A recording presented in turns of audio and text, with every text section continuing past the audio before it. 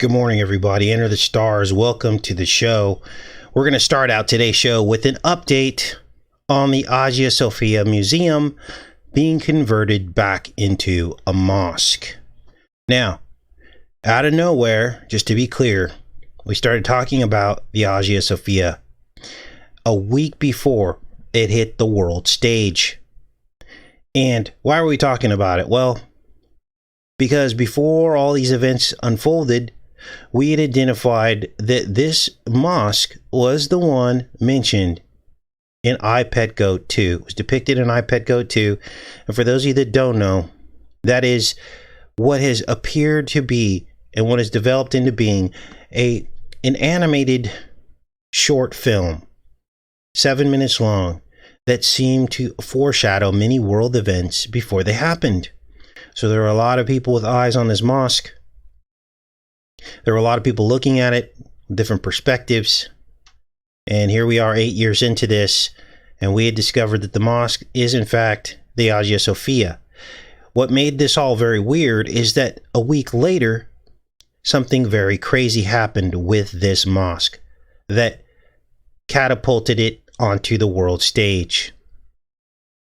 Now, what adds to the mystery of this is that in iPet Goat 2, this mosque is obliterated by bombers. They fly overhead in the animation, and this dome right here crashes in. A young boy, a whirling dervish, emerges from the collapsed dome, spinning towards the moon. We talked about all the significance of what all that means in the previous video that we did about this mosque. Now, this is all documented on this channel, so you know that I'm not just making this up. In hindsight, we were talking about it. And for those of you that come to the channel, you know this. Now, we also noticed, before all this played out, that some Christians in this area were begging Trump to keep this as a museum instead of a mosque. You see, this thing has changed hands many times over the centuries, since 500 AD when it was built. It was built as a Christian cathedral, and then it was taken over by Muslims. Then it was converted back into a museum, and which was a neutral designation, and now they're converting it back into a mosque. Erdogan is sending a message. Now, this letter that the Christians sent out to Trump, they sent out on the summer solstice eclipse. June 21st was the date of the article this year. Now, what was Trump doing at this time? Well, he was in Tulsa, remember? At the arena there, giving his inaugural speech for his campaign. Right? And we did a decode on that and the significance of that was smack dab in the middle of a racial history that many people want forgotten. And his speech was given just yards away from unmarked graves from Black Wall Street. So, Erdogan turned this back into a mosque. And now we have another update. Just days ago, these are Erdogan's words. He's getting very bold and he's taking a stand against an ally of the West. There you can read the headline there. And I'll read a little bit of this. The resurrection of the Hagia Sophia heralds the liberation of Al-Aqsa Mosque, the Turkish presidency website says. This was July 11th. He vowed to liberate Al-Aqsa Mosque from the country that is the West's ally that shall not be named, after resurrecting the Hagia Sophia. This is unbelievable. This is what many would consider a threat. So this is setting all this up for exactly what was depicted in iPet Goat 2 with the collapse of this dome and etc. etc. So I wanted to give you guys that update who have been following this story. I want to thank the subscribers who have sent me these links to keep up with the story. Otherwise, I wouldn't have kept up with it. So things are heating up in the East once again. Now, let's get into today's show. Let's make sure we're connected first.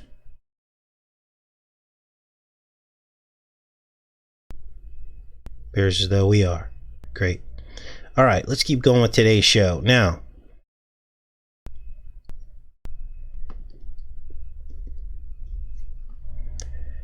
first we're going to review. Now, we discovered that the smiley face eclipse under China, let's pull it up here, it seemed to mark the beginning of the CV spamdemic. Okay? And if you look here, here's the smiley face eclipse that went right underneath China on December 26th, 2019, the end of last year. We called this the Christmas Apollo birthday eclipse. Went right underneath China, and it seemed to kick off this entire thing with the CV. If you look at the dates here, our December 26th was China's December 27th. They're on the other side of the world. And look at what happened on December 27th.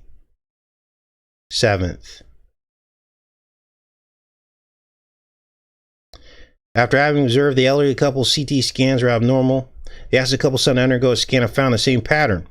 Working as a medical expert, blah, blah, blah, during the SARS outbreak, they're aware of the signs of a suspected outbreak of infectious disease. Another patient, a merchant from the Hunan seafood wholesale market, arrived at the hospital with fever and cough that day, and the CT scan showed the same characteristics. All blood tests from the 4 patients indicated viral infection, and a further array of influenza-related tests came back negative. Wuhan Central Hospital received message from Vision Medicals that the BAL sample taken on December 24th contained a new kind of CV, and the patient was then quarantined. This, right as this eclipse was going overhead, is when CV was in its infancy, barely had been discovered, dovetailing perfectly in with the launch of the CV. Now, well, what does that have to do with the smiley face, Casey? Let me show you. Because if you look carefully, you will see the smiley face emerge.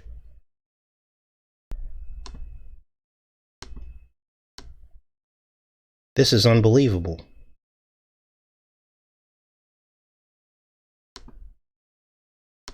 I can get this to work.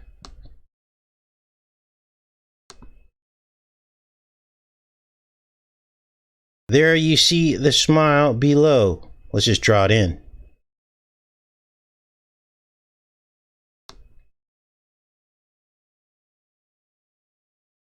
There you see the eyes. I'll just outline them. Lake 1, Lake 2, or if you're more of a technical person, we can just outline these 2 countries.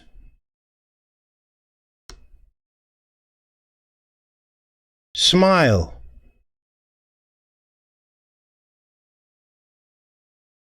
Now, the world's governments told us to smile and look at the bright side of forced economic closures, crashing of the oil market, lockdowns, isolations, and school closures, quarantines. Then the summer solstice came. What happened during the summer solstice? Another eclipse on June 21st, the one we just talked about earlier in the show, when Trump was giving his inaugural campaign speech, and the Christians were begging him not to let the Hagia Sophia turn into a mosque. He sent a letter to him. And here again, the sad face under China. And in fact, this solar eclipse passed right over Wuhan. And look it's a sad face. And this is where it all began. So this is the cry later. And this was marked by riots, unrest, depression, anxiety, division. You notice how it's problem, reaction, solution. Bring us all together under something nice. And then create chaos. The smile now was the ice, because it was on and near Christmas. Cry later is the fire, because it was on the summer solstice, which would also relate back to Apollo. Now here's where things get interesting, because when you look at the dates, let me type it out for you. I couldn't believe this. 12, well, let's make that yellow. Sorry, guys. Let's go with yellow. Watch this. 12/26. 6/21. You can't make this up. The two dates of the two eclipses are mirrors of one another. Winter, 12/26, summer, 6/21. Now there's an extra 2 in there, but you get the point. The dates are mirrors of one another. Now, we then began to see the smiley face everywhere in pop culture, and it was symbolizing death and disease. And there were these mysterious get well balloons for people that were quarantined in their houses. Nobody knew who started the trend. It just appeared out of nowhere. These smiley face get well balloons. And it was across multiple countries. It wasn't just one country. There were some in Canada. There were some in Australia. And then we noticed that there were a bunch of vintage films that also contained the smiley face. And it always represented something going viral or out of control.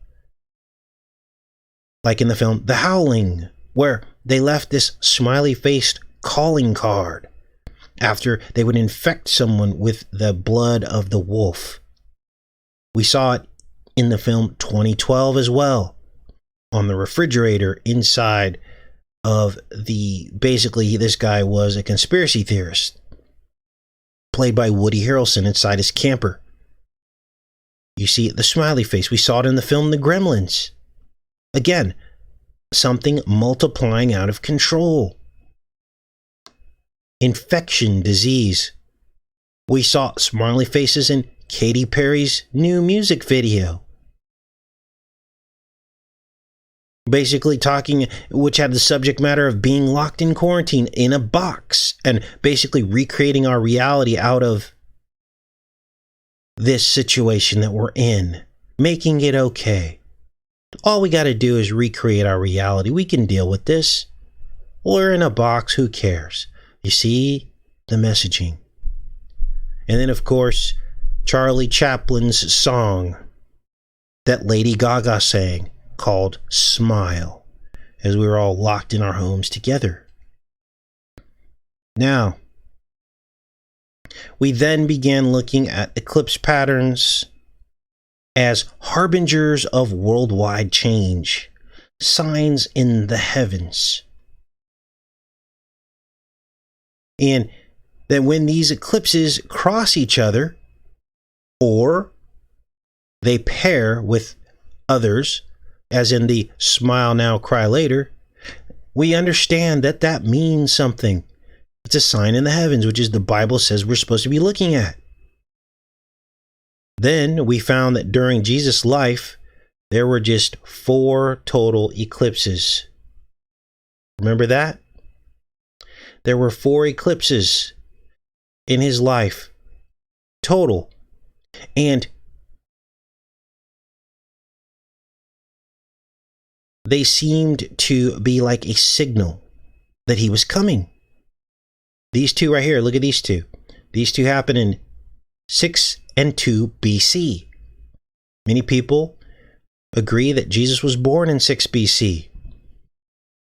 This one happened October 23rd, which may have been after he was born. This one happened February 15th in 2 BC. So these crossing eclipses seem to be a harbinger of his birth. And we showed you how this cross also looks like a mark, like an X. And that is known as the Hebrew letter Tav, T-A-V.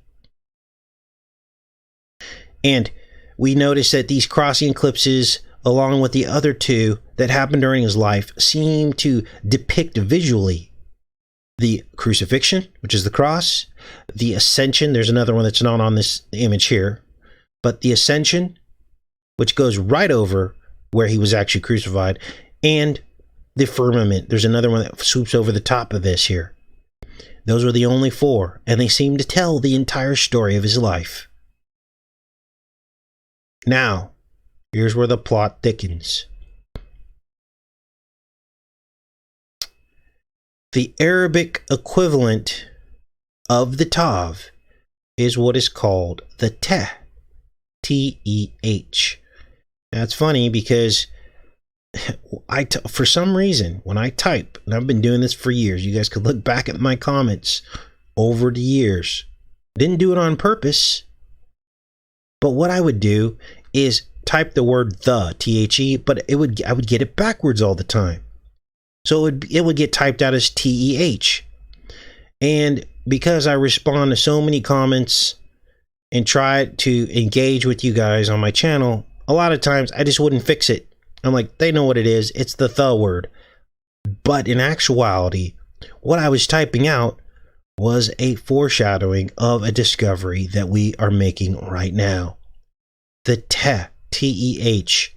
It's also called the Tau, T-A-U, or the Tav. It has many names and many forms.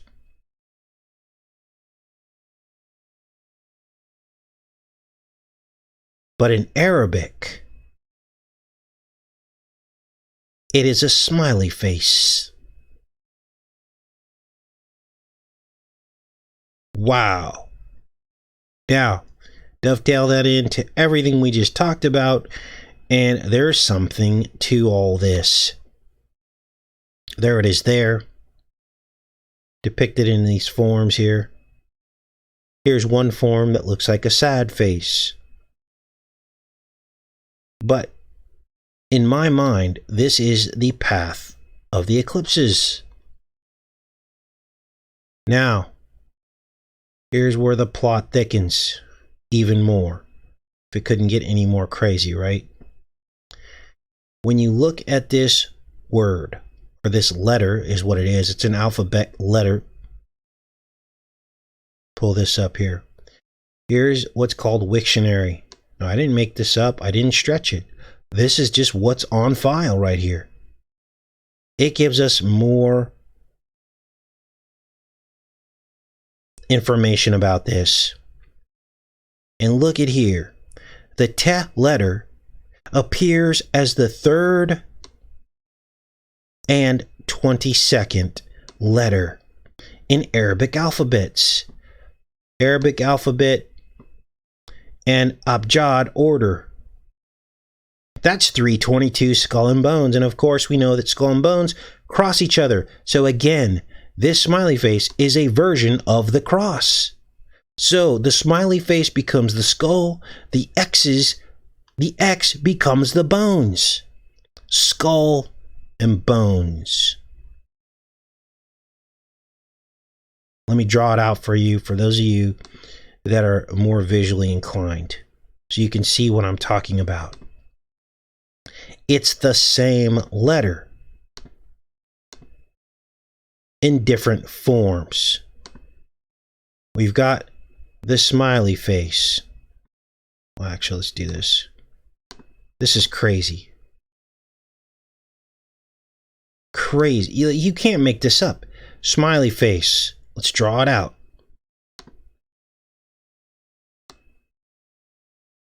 Okay. Here's the symbol. There's your skull. The very same symbol in a different language is the bones. Ever wonder why presidents on both the right and the left just love Saudi Arabia, despite their human rights record? Well, this could be part of the reason why. Now, let's go on, because if you look down here, the verb form of the smiley face means died. D-I-E-D. Dead. Many of you are like, yeah, the smiley face has some dark roots to it. It sure does. Because in Arabic, it means died, the verb form of it. Now, Arabia is the home of Sharia law, where it just so happens that these two eclipses crossed each other in 2 and 6 BC. Right here. We were just talking about this. It's in Yemen, but it's on the Arabian Peninsula. Okay? And it forms the Tav, the Hebrew form of the word Teh that we just looked at. And the letter, it crosses here at a place on the earth called Marib, and we covered that in a previous video. And it happened at the birth of Christ. Marib, there was the world's oldest dam was built there. And it broke several times. Dams breaking is a metaphor for birth. The water breaking. Birth.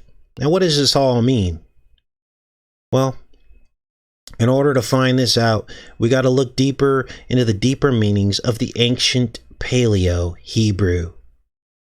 The Tav, we're going to start designating this by its form, right? So it's easier for you to remember if I call it the Tav. We're going to find out why the Arabian equivalent was evolved into an eclipse smiley face. Now, the ancient Hebrews, let's pull this up here.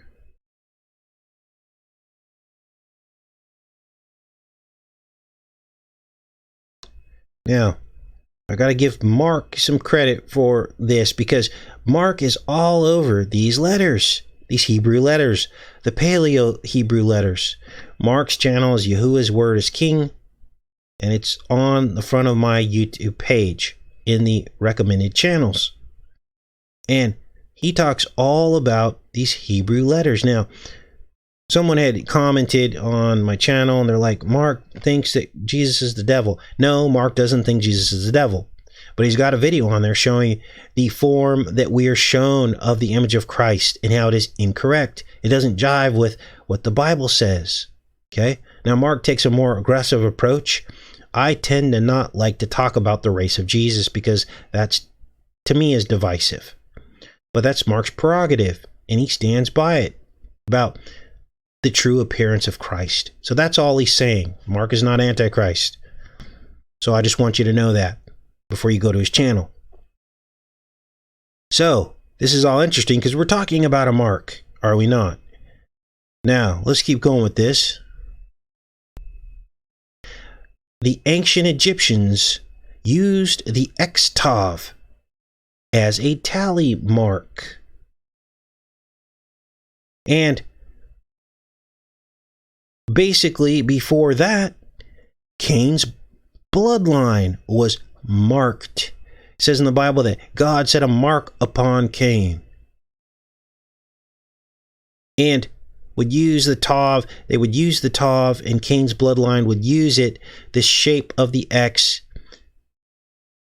as two sticks to mark a target when aiming the plow in the field. Because remember, Cain's bloodline were the farmers.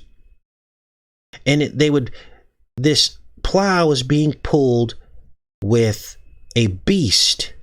Now, wrap your brain around this, because we all know that farming is a metaphor for sexual reproduction. You plow the field, which is the act itself. You lay the seed, and then the seed grows up. Well, that whole thing is indicative of the beast in Cain's bloodline. He was the farmer.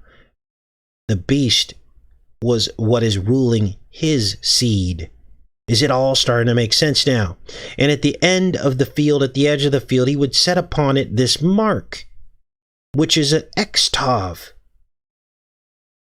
so that he could aim the rows, right? It's the mark of the beast. Now, do you see why the coming of Christ was signified with this eclipse? Do you see the significance of that now?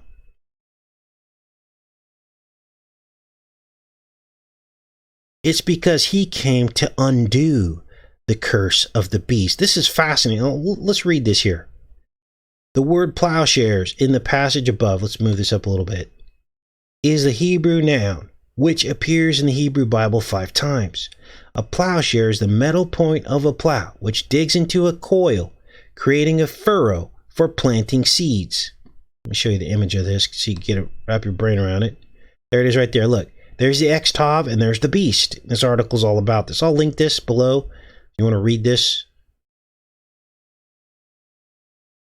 A plowshare is the metal point of the plow, which digs into the soil, creating a furrow for planting seeds. When we examine the original pictographic script used in ancient times to write Hebrew, we can see a clear connection between the letters of this word and its meaning.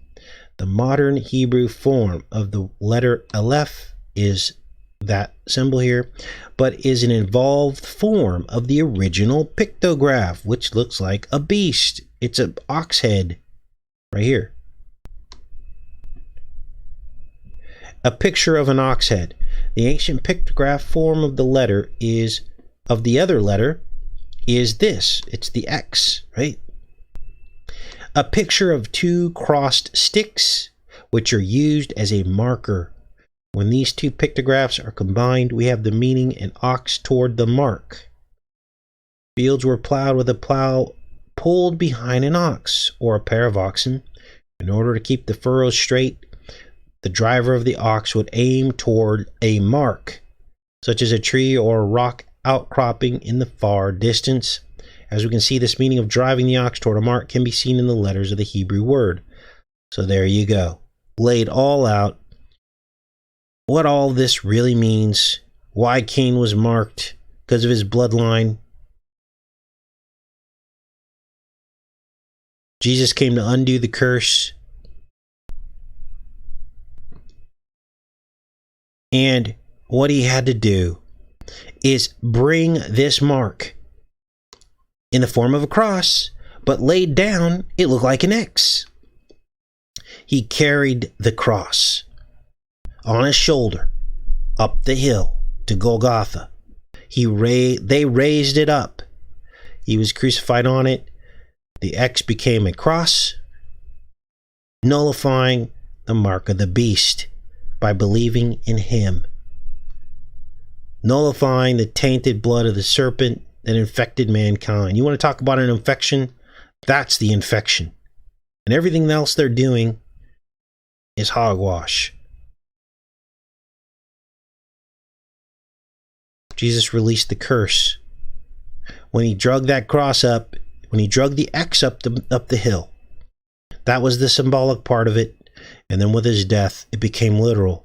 Now, the early Christian Arabs, under the converted Queen of Sheba, they knew this when they saw these eclipses crossing overhead at the birth of Christ. Down here in Yemen, let's pull that back up so you can get a visual on that. They knew this. This was Yemen right here. on the Saudi Arabian Peninsula where these cross. Why did they know this? Because the Queen of Sheba was converted by Solomon. She stopped worshiping astrology and false gods, and she turned to the one and only true God. They were Christians. Well, they weren't Christians yet because Christ wasn't born. Remember, Solomon was in the bloodline of Christ to come. All this stuff moves forward and backwards in time. Back then, they knew the prophecy of the Messiah to come. Now we've lost that. They try to whitewash the Old Testament, erase the history that it was talking about a Messiah to come. But if you were to go back into these times, everybody knew that the Old Testament was talking about a Messiah to come. They just knew it. And the Queen of Sheba would have known it too, because she was speaking to the most wise man in the entire world, Solomon, who was gifted wisdom by God because he asked for it instead of riches. Are you starting to see what's going on now? So these early Christian Arabs, under the Queen of Sheba who was converted, they knew what this meant when these eclipses crossed overhead at the birth of Christ. This may have even been the sign that the wise men saw. If you think about it, how did they know? How did, what was his name? Herod. How did Herod know for sure that this was the birth of Christ happening? To the point where he wanted to kill all the firstborn. How did he know? There was a sign. Was this the sign? Crossing Eclipse over the dam of Marib, the ancient dam? I don't know. But it's fascinating to contemplate all this. Now, it gets even crazier. Because not only was this eclipse a possible, or this pair of eclipses a possible harbinger, but when Islam swept the world hundreds of years after this, remember, Islam came after Christianity. They imposed Sharia law, and they turned the Tav symbol into the smiley face. And what that did is it concealed the true eclipse origins that revealed the truth. And they hid it behind the smiley face of death, which of course is another eclipse path shape that brings death, as I demonstrated earlier in the show. So what is this about? The beast wants your soul. It's all playing out now with these forced Sharia masks around the world. The final submission of mankind to the beast. Here's an article on Sharia law. As you can see, the hijab is part of it.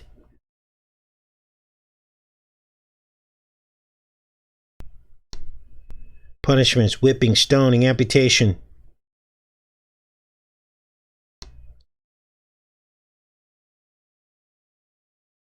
You want to make a stand? You want to follow a true Christian leader? They would disassociate themselves from the Saudi royal family, but instead they commune with them. You want a true Christian leader? The ending of pregnancy stops tomorrow. You make a stand, a firm stand. You want to follow a true Christian leader? Elite trafficking ends today. You go into Hollywood with this National Guard and you start making arrests of producers, directors, actors. You want to make a true stand and follow a true leader of God? Even if it costs you the election, you are very clear about what you stand for, even if you can't do anything to change it. that's the show today. We'll be back on here tomorrow. And I can't even remember what we're going to talk about tomorrow.